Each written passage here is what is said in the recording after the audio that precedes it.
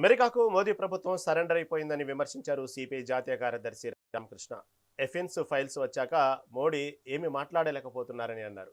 దేశ సార్వభౌమాధికారం ప్రమాదంలో పడిందని తెలిపారు.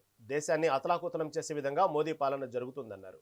విశాఖ స్టీల్ ప్లాంట్ ప్రైవేటీకరణ ఎజెండా అలానే కొనసాగుతుందని ఆవేదన వ్యక్తం చేశారు. P4 అంటూ చంద్రబాబు ప్రభుత్వ మెడికల్ కళాశాలల్ని ప్రైవేటీకరణ చేస్తున్నారని, మెడికల్ కళాశాలలకు ప్రభుత్వమే అనుమతి తెచ్చిందని.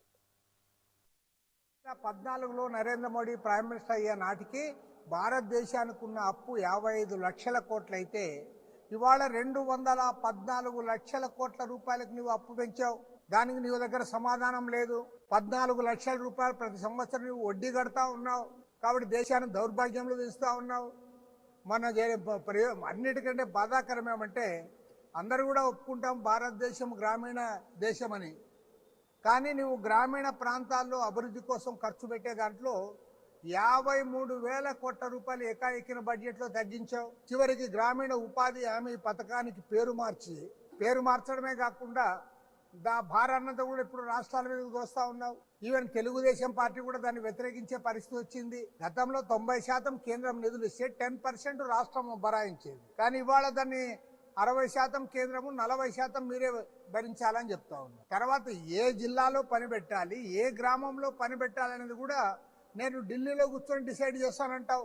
ఇవాళ మొత్తం దేశాన్నంతా కూడా అతలాకుతలం చేస్తూ ఉంది నరేంద్ర మోడీ ప్రభుత్వము. దీనికి వ్యతిరేకంగా పెద్ద ఎత్తున రేపు చేయాలని చేస్తా ఉన్నాం. పైగా ఇవాళ ప్రభుత్వం వాళ్ళు అనుసరిస్తున్న విధానాలు కూడా టోటల్గా ప్రైవేటైజేషన్ వైపు పోతా ఉన్నారు. టోటల్గా ఇంక్లూడింగ్ విశాఖ స్టీల్ ప్లాంట్లో లాభాలు వచ్చినాయని చంద్రబాబు గారు చెప్తా ఉన్నారు. నేను అడుగుతా ఉన్నా సూటిగా, మరి లాభాలు వచ్చినాయి కదా నడపండి. ఇప్పుడైనా మీ అజెండా మార్చారా? సెంట్రల్ గవర్నమెంట్ ఏమి అజెండా మార్చలే. ప్రైవేటైజేషన్ అజెండా దాన్ని అట్లే దాన్ని నెత్తి మీద కత్తి పెట్టి మీరు కొనసాగిస్తూ ఉన్నారు. 2014లో నరేంద్ర మోడీ ప్రైమ్ మినిస్టర్ అయ్యే నాటికి భారతదేశానికి ఉన్న అప్పు 55 లక్షల కోట్లయితే ఇవాళ 200